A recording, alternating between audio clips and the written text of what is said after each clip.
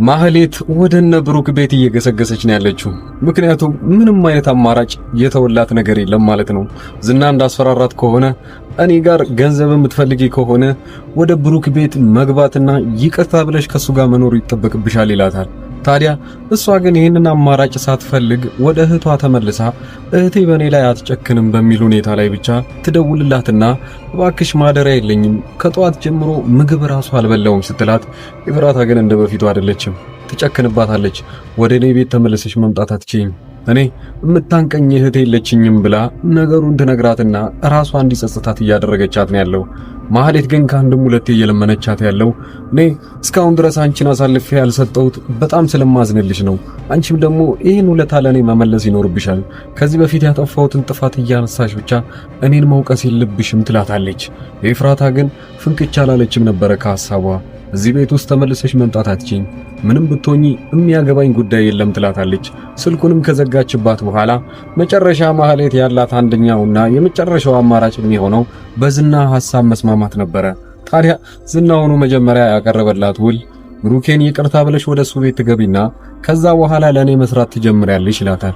እዛ ሄደሽ ይቅርታ እንኳን ባያደርግልሽ እግሩ ስር ወድቀሽ እዛውኑ መቅረት ይኖርብሻል እንጂ ተመልሼ መጥቼ ሌላ አማራጭ አገኛለሁ ብለሽ በጭራሹ እንዳታስቢው።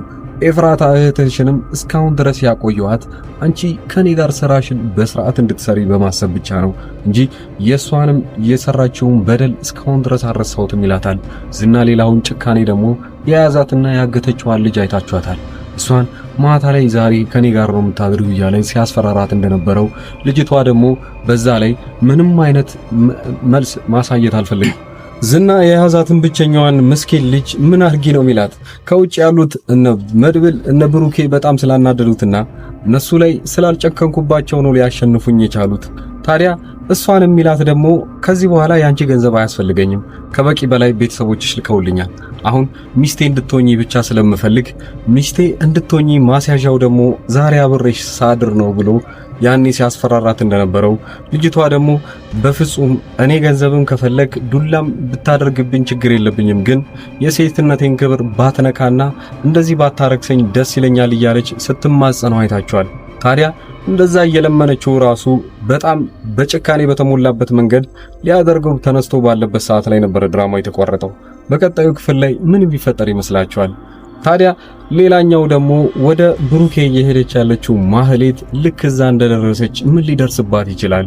ይሄኔ ታዲያ ወዲያውኑ ወደዛ ስትገባና ስታንኳኳ የነበረችው መጀመሪያውኑ የከፈተችላት ቅድስት ነበረች። ቅድስት እንዳየቻት በሩን ትዘጋውና ወደ ብሩኬ ትዞርና ነገሩ በጣም ደንግጣ ስለነበረ ያኔ ብሩኬ ምላሽ እንዲሰጥ ነው እያደረገች ያለችው። ብሩኬ ግን የዋህ ስለሆነና የልጄ ወይንም የምሳሌ እናት ስለሆነች ብሎ ላይጨክንባት ይችላል። ግን በዛን ሰዓት ሊያስገባት የሚችልበት ምንም አይነት ምክንያት አይኖርም ማለት ነው። እሷ ግን ብዙ አማራጮችን ይዛ ልትመጣ ትችላለች። ተለውጫለሁ፣ በዚህ መቀጠል አልችልም።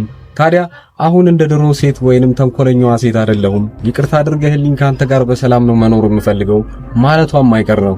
ሌላኛው ደግሞ መድብል እዛ ስለሌለ ምንም አይነት እዛ ጋር የሚያማክረው ሰው ስለሌለ ሊቀበላት ይችላል።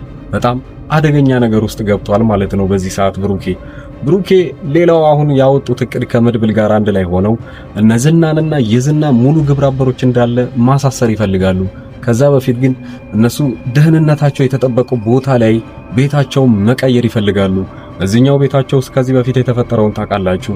እዛው ቤታቸው የተኙበት ድረስ ገብተው ነበረ ያኔ አግተውት የወጡት። ታዲያ ይሄ ድጋሚ እንዳይፈጠር በሚል ምክንያት ከዚህ በኋላ ከዝና በላይ የምትፈራው ማንን እንደሆነ ተናግራለች። ያንን ጠበቃ ነው። ጠበቃውን በሯ ላይ መጥቶ ባያት ቁጥር በጣም ተደነግጥና ራሷን ስታ ትወድቃለች። ራሷን ስታ የወደቀችው እሱ ስለመጣ ሳይሆን እሱ የመጣበት ሰዓት ላይ ሞገስ እዛ ቤት ውስጥ መሆኑ ነው ያሳሰባል። ምክንያቱም ሁለቱ ተገናኙ ማለት ትልቅ ጸብ ነው እዛ መካከላቸው የሚፈጠረው። ሽጉጡን ከዚህ በኩል ሞገስ ከየት ነው የመጣው ይሄ ሽጉጥ ብሎ እሷን በጥያቄ እየጠየቃት ባለበት ሰዓት ላይ ጠበቃ ተብዬው ደግሞ የራሱ ሽጉጥ ለመውሰድ ሲመጣ ሁለቱ አንድ ላይ ሲጋጩባት እሷ እስከዛሬ ድረስ ደብቃ ማታውቀውን ሚስጥር ስለደበቀችና ይህ ሚስጥር ታወቅብኝ ብላ ስላሰበች ከጭንቅላቷ በላይ ስላሰበች ብቻ ራሷን ስታ ትወድቃለች። ስትነሳ ግን ጠበቃውን ቢሆን ሞገስ ምንም አይነት ነገር እንዳላወሩ ነው። መሀላቸው ምንም አይነት ሚስጥር እንዳልወጣ ታውቃለች። ወደ ራሷም ተረጋግታ አሁን ላይ እያስፈራራበት ያለው መንገድ ይሄ ጠበቃ በጣም አደገኛ እንደሆነ ትረዳለች። ከዚህ በፊት ምን አይነት ስህተት እንደሰራችም ጭምር። እንደውም በዚህ ሰዓት ላይ ለሉላ ትልቁ ነገር የሚባለው ስለ ጠበቃው ለሞገስ ሙሉ ነገሩን መናገር ነው ያለባት። ንብረቴን አጣው ብሎ ቢያስብም ቢያጣም ችግር የለበትም። እሱ ምርጫው ከንብረቱ በላይ ሉላን እንደሆነ ለራሷን እንደነገራትም ጭምር ነው። ታዲያ እሷ እውነቱን እስከተናገረች ድረስ ምንም አይነት ነገር እሷ ላይ አይደርስባትም። ግን ከዚህ በኋላ ከሞገስ እነዚህ ሚስጥሮች የምትጠብቅ ከሆነ እሷ ላይ ትልቅ አደጋ ሊደርስባት ይችላል። እናንተ ምን ታሰባላችሁ በዚህ ሁኔታ ላይ? በዚሁ ድራማ ላይ ያላችሁን አስተያየት እየሰጣችሁኝ ከዚህ በመቀጠል ያለው ቪዲዮ ላይ የራሴን የግል ስራዬን ማስተዋወቃችሁ ይሆናል። ከወደዳችሁት ማንኛውንም ዕቃ እኔን መታችሁ ማዘዝ ትችላላችሁ። በቴሌግራም በዋትስአፕ እና በኢሞ ቪዲዮ ላይ የሚሸጡ ሰዎች ጋር ወይም መርካቶ አጠገቤ ስለሆነ እዛ ያለውን ዋጋ እያጣራው ለእናንተ መላክ እችላለሁኝ ማለት ነው። ከዚህ በቀደም እንደሚታወቀው በትልቁ ቻናሌ ላይ እነዚህን ዕቃዎች ሳደርስ ለብዙ ሰዎች ሳደርስና ብዙ ሰዎችም ሲያዙኝ ነበሩ። አብዛኛው ጊዜ ሰው እያዘዘኝ የነበረው የተለያዩ ስልኮችን ነበረ። እነዛንም ስልኮች አዲስ አበባ ውስጥ በአንድ ቀን እያደረስኩኝ ነው። ከአዲስ አበባ ውጭ ለሚገኙ ሰዎች ግን 2 እና 3 ሰዎች አንድ ላይ ወደዛ አካባቢ አቅጣጫ ሲያዙ ወዲያውኑ አደርስ ነበረ። ይህም የ1 ሳምንት ጊዜ ብቻ ነው የሚወስደው። ይሄ ስራ አብዛኛውን ጊዜ እናንተን የሚያስፈራችሁ ታማኝነት ምን ያህል ነው የሚለው ነገር ነው። ያንን ደግሞ ማረጋገጥላችሁ ከዚህ ቀደም የላኩላቸው ሰዎች አብዛኛው በኢሞ እየመጡ የነበሩትን ልጆች ማንኛቸውንም እነሱን ማናገር ትችላላችሁ። እንደዛውም ደግሞ አንዳንዶቹ ለእምነት ብለው አንዴ ትንሽ ዕቃ ያዙና ያንን እንዳደረስኩላቸው ሲያውቁ በዚህ መልኩ ሌላዎችንም ዕቃዎች ማዘዝ ይችላሉ። የአበሻ ቀሚስ እና የተለያዩ ልብሶችም አሁን ትምህርት ሊጀምር አካባቢ የነበረ ጊዜ ደግሞ ቦርሳና ደብተሮች ብዙ ሰው አዘውኛል። ከልብ አመሰግናለሁ። ሌላው በዚሁ አጋጣሚ እናንተም የምትፈልጉት ዕቃ ካለና እንዳደርስላችሁ መልእክት ሊሆን ይችላል። ማንኛውንም ዕቃ የቤት ዕቃ ሊሆን ይችላል፣ ልብሶች እና የተለያዩ ፈርኒቸር ዕቃዎችም እንደዚሁ እያደረስኩ እገኛለሁ።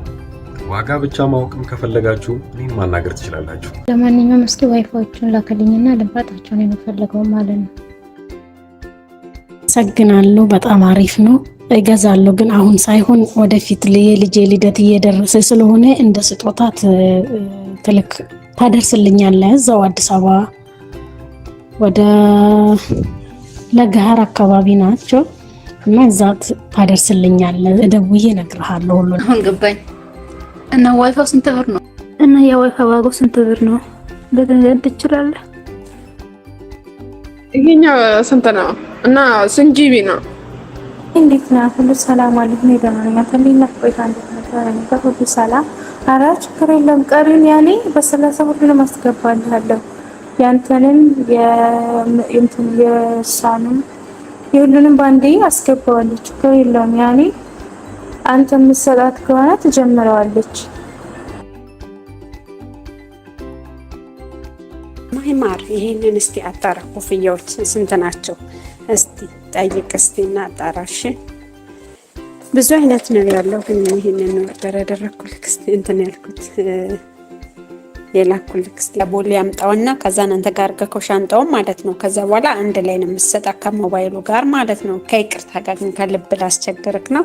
ዋትስአፕ ላይ ልኬልሃለሁ የሰውየውን ቁጥር ማለት ነው። እና የት ነው አለኝ ሉሉ ምንድነው እሱን እስቲ አንተ ከዛ እሱን ካመጣክ በኋላ ተለወለልካለች። የጀመሩት ከዚህ በፊት በነበሩት ቪዲዮዎች ላይ በለቀኩት ማስታወቂያ ነው። ያው ለሌሎቹ እና አዲስ አበባ ውስጥ ቅርብ ለሆኑ ሰዎች ወዲያውኑ በአንድ ቀን ውስጥ አድርሰንላቸዋል። እናም የተለያዩም ሰዎች አሁን ላይ ትክክለኛ እኔ እንደምሰራ ለማወቅ የመጡና እናም በቀጣይ ደሞዛቸው ወይንም በሌላ ጊዜ ዕቃ ሲፈልጉ ከኛ ማዘዝ እንደሚችሉ አረጋግጠው ሄደዋል። ያንን ብቻ ለማወቅ ብቻ ሳይሆን የተለያዩ ዕቃዎችን ዋጋቸው ምን ያህል ነው ወይንም እናንተ ካላችሁበት ሱቅ ወይንም እናንተ ካላችሁበት ሰፈር ጋር ዋጋውን ምን ያህል ቅናሽ ነው የሚለውን ካያችሁ ዕቃውን ወዲያውኑ ማዘዝ ትችላላችሁ። በክፍለ ሀገር ያላችሁና የተለያየ ቦታ ለምትኖሩ ለምሳሌ ወደ ወላይታ አካባቢ ብዙ ሰዎች ዕቃ እንዳዘዛችሁኝና አንድ ላይ ልልክላችሁ አንድ ሳምንት ጊዜ ጠይቄያችሁ ነበረ። ያም ሆነም ወደ ራቅ ወዳሉ ቦታዎች ላይ ዕቃ የምንልከው 3 እና 4 ሰዎች ስትሆኑ ነው። ዕቃውን ወዲያውኑ አንድ ላይ የምናደርስላችሁ ይሆናል። ለጊዜው ግን አዲስ አበባ ውስጥ ለሆናችሁ ዋና የሚባሉ ወደ ባህር ዳር፣ ወደ ጎንደርና ወደ ባህር ዳር ሌላው መስመር በሚገኙ ቦታዎች አንድ ላይ ዕቃዎችን እንልካለን። እናንተ ብቻ በተለመደው መልኩ ከኛ ምንም አይነት መረጃ ማግኘት ስለምትችሉ በዚህ ሁኔታ ላይ መጠየቅም ትችላላችሁ። በቴሌግራም በዋትስአፕ እና በኢሞ እዚህ ፊት ለፊት ላይ የምታዩት ቁጥር በዚህ እኔን ማናገር ትችላላችሁ። መልካም ጊዜ።